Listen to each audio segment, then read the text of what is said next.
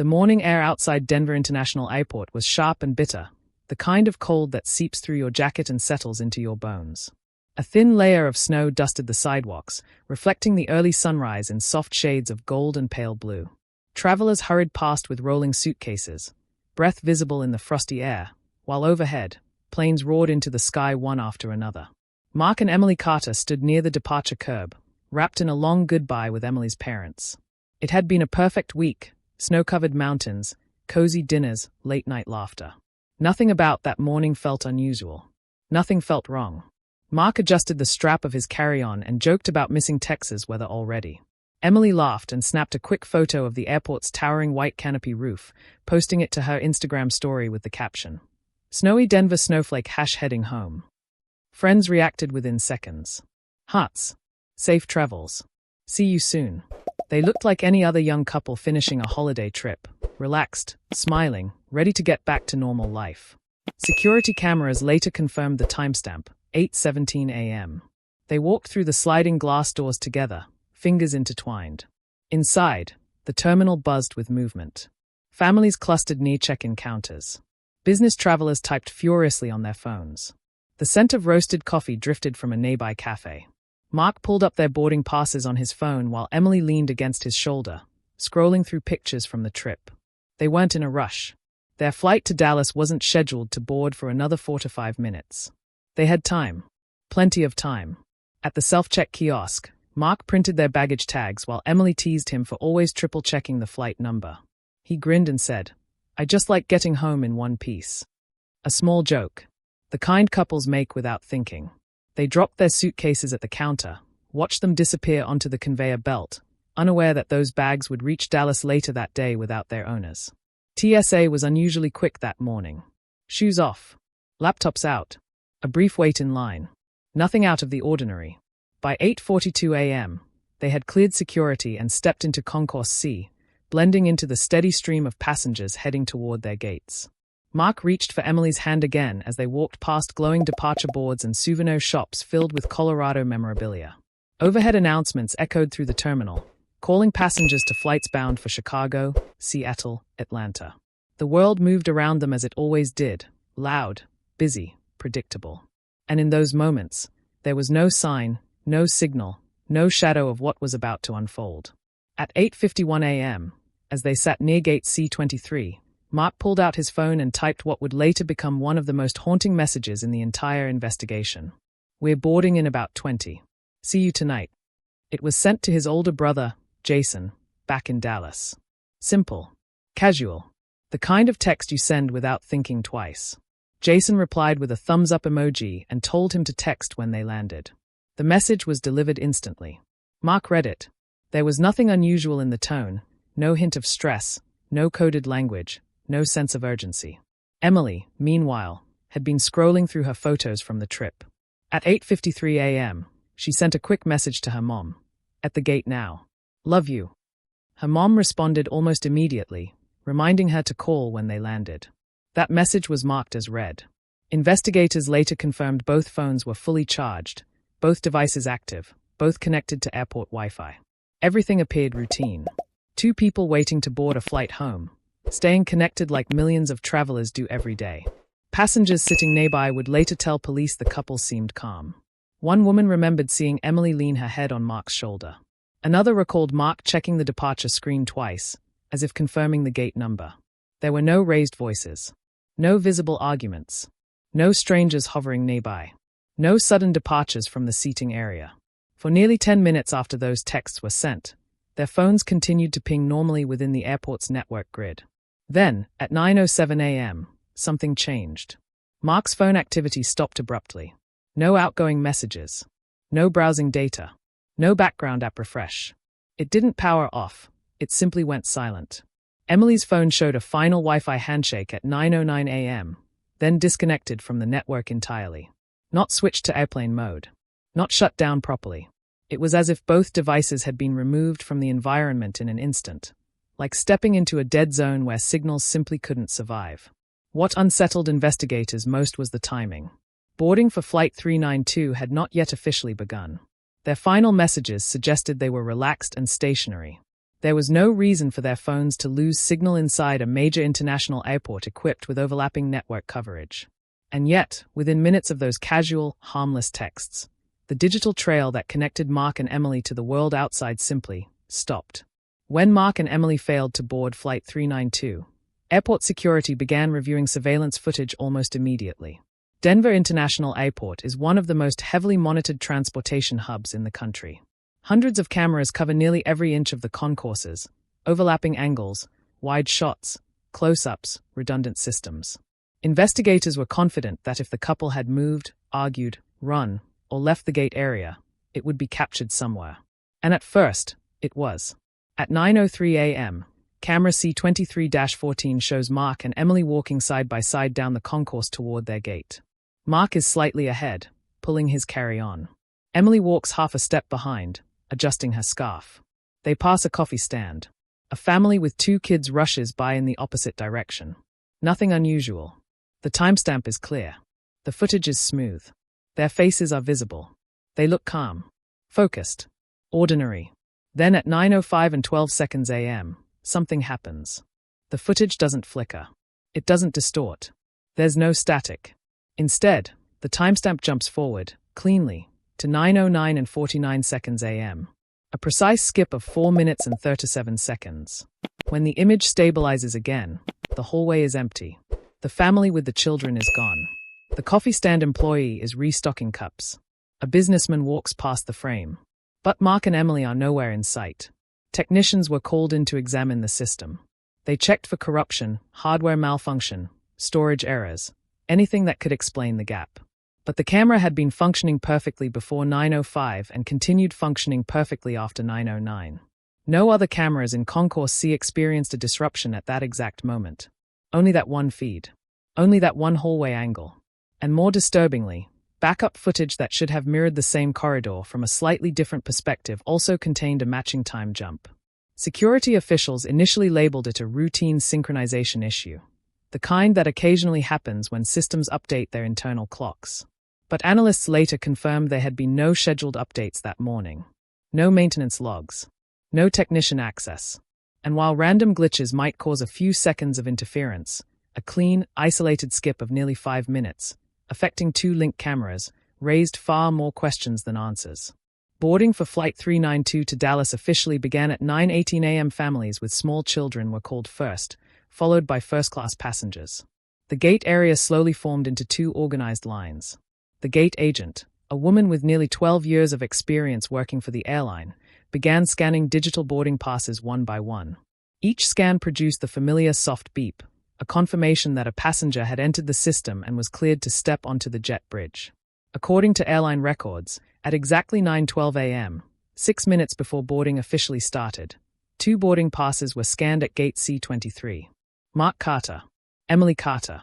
The system registered them as boarded. The timestamps were clean. The scan codes were valid. No errors. No duplicates. From a technical standpoint, the airline's system showed that both passengers had physically presented their passes at the gate entrance. But here's where it gets unsettling. The gate agent later told investigators she did not remember scanning them early. In fact, she insisted boarding hadn't started yet at 9:12. Pre-boarding preparations were still underway. She claimed no one should have been processed at that time. When shown the system logs, she appeared visibly shaken. If they scanned, she said, they would have had to be standing right in front of me. But she had no memory of their faces. No memory of their voices. No memory of handing them back their phones and waving them toward the jet bridge. Security pulled footage from inside the jet bridge itself, the narrow corridor that connects the terminal to the aircraft. Every other passenger who boarded that flight appears clearly on camera walking down that tunnel. Business travelers. A mother holding a toddler. A man in a Broncos jacket. But there is no sign of Mark or Emily. Not before 9:12. Not after. Their seats, 18A and 18B, remained empty for the entire flight to Dallas. Even stranger, flight attendants reported that no one attempted to occupy those seats. No standby passenger was upgraded into them. They simply remained vacant, as if waiting for travelers who never arrived. The system showed them as boarded. The luggage was loaded beneath the plane. The gate process moved forward as scheduled. But physically, visually, there is no record of Mark and Emily ever stepping onto that aircraft. Anyone who has ever flown through Denver International Airport has heard the rumors. The murals, the strange symbols, the massive underground infrastructure that stretches far beyond what passengers ever see. Officially, DIA has one of the largest baggage handling tunnel systems in the world. Unofficially, stories have circulated for years about sealed corridors, abandoned construction zones, and entire levels built during the airport's original development that were never publicly explained. Most people laugh those theories off as internet conspiracy chatter. But investigators couldn't ignore one detail. Gate C23 sits closer than most realize to a restricted service corridor that runs beneath the concourse. Access is limited to maintenance crews and airport operations staff. The hallway itself is plain, industrial, gray concrete walls, exposed piping, low fluorescent lighting. It's not meant for travelers. And just 20 yards from where the camera glitch occurred, there's a plain metal door marked authorized personnel only. 3 weeks after the disappearance, a former airport maintenance technician contacted police anonymously. He claimed that during his employment years earlier, he had occasionally used the service corridor behind Gate C23 to access electrical panels and storage areas. According to him, parts of that underground network weren't frequently monitored. "It's a maze down there," he reportedly told investigators. "If you didn't know the layout, you could get lost fast. And if someone wanted privacy, they'd find it." Security logs showed something unusual. At 9:16 a.m. on the morning Mark and Emily vanished, the alarm sensor on that service door briefly registered as open. Not forced. Not damaged. Simply opened and closed within a span of 8 seconds. There was no staff badge swipe recorded at that time. Officials initially suggested it could have been a pressure fluctuation or sensor malfunction. But maintenance checks later confirmed the sensor was fully functional. When authorities searched the underground corridor days later, they found nothing out of place. No dropped belongings. No signs of struggle. No fingerprints beyond standard staff activity. But what unsettled investigators wasn't what they found. It was what they couldn't confirm. There were blind spots. Areas not covered by cameras. Storage rooms with older locking mechanisms. Intersections of tunnel that weren't monitored in real time. A network of concrete passageways stretching beneath one of the busiest airports in America, existing quietly below thousands of unaware passengers moving overhead. Digital forensics became the centerpiece of the investigation. In the modern world, phones rarely lie. Even when people disappear, their devices usually leave behind a trail, signal pings, GPS coordinates, Wi-Fi handshakes, background app refreshes. Mark and Emily's phones were no different at first. Until 9:14 a.m., both devices were actively communicating with cellular towers inside Denver International Airport. The signal strength suggested they were still somewhere within the main terminal structure. Then, without warning, Mark's phone stopped transmitting entirely. Not powered down. Not switched to airplane mode. It simply went dark, as if it had been removed from signal reach in an instant. Emily's phone behaved differently. At 9:17 a.m., her device attempted to reconnect to a weak cellular signal, but not through the airport's internal network. Instead, it briefly pinged an external tower located several miles east of DIA. The signal was faint, unstable, and lasted less than 40 seconds. Investigators later described it as a ghost connection, the kind that happens when a phone powers on momentarily or moves rapidly through coverage zones. After that brief transmission, her phone went silent again. 6 hours later, at 3:42 p.m., something even stranger occurred. Emily's device activated once more, this time registering a low-strength signal near an industrial district roughly 12 miles from the airport. The area was a patchwork of warehouses, auto yards, and fenced-off storage facilities. Surveillance teams were dispatched immediately. Officers canvassed the blocks. They knocked on doors. They searched dumpsters, loading docks, drainage culverts. But by the time they arrived, the phone had already lost connection again. When investigators later mapped the signal trajectory, it didn't follow a typical travel pattern. There was no continuous movement along highways. No gradual tower-to-tower progression. Instead, there were isolated bursts, airport terminal, then silence, then industrial zone, as if the device had been shielded or contained between transmissions. Experts considered whether the phone might have been placed inside a metal enclosure, something capable of blocking signals temporarily. A vehicle trunk. A storage container. Even specialized signal blocking equipment. What disturbed authorities most wasn't just the disappearance of the couple. It was the implication that at least one of the phones may have moved away from the airport hours after they vanished, without ever generating a consistent traceable path. Months passed, and the case began to cool, at least publicly. News coverage faded. Tips slowed. The airport resumed its rhythm of departures and arrivals, millions of passengers moving through the same concourse where Mark and Emily had last been seen. But behind the scenes, investigators kept digging, re-interviewing witnesses, reviewing archived footage frame by frame. And that's when a small detail resurfaced, one that hadn't seemed important at first. A businessman named Daniel Harper had been seated near Gate C23 that morning.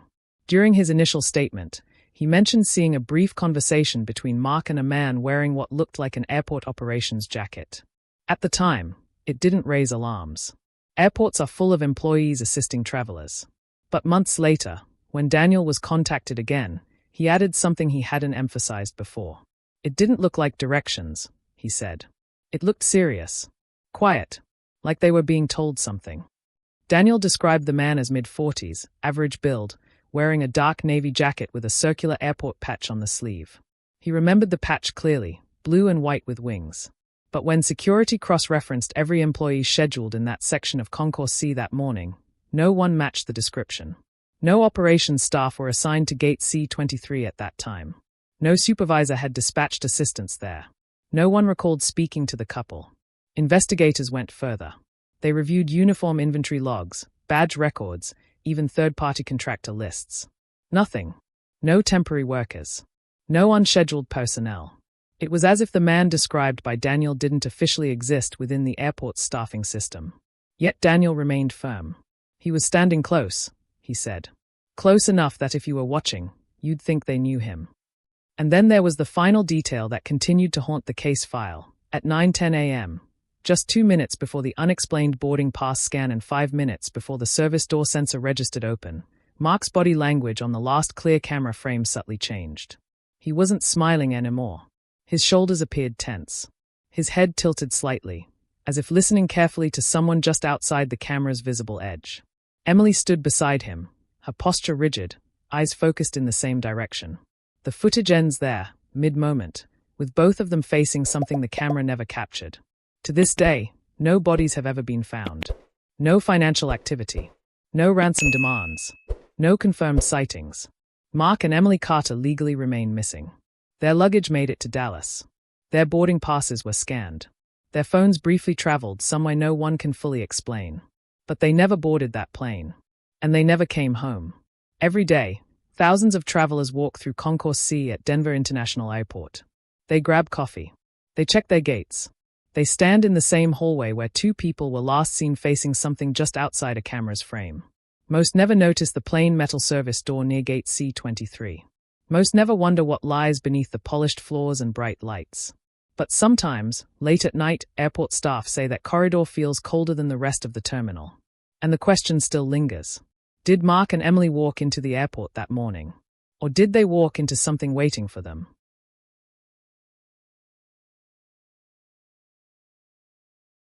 If you liked this video, don't forget to hit that like button, share it with your friends, and drop your thoughts in the comments below. Most importantly, subscribe and hit the bell icon so the next secret finds you first.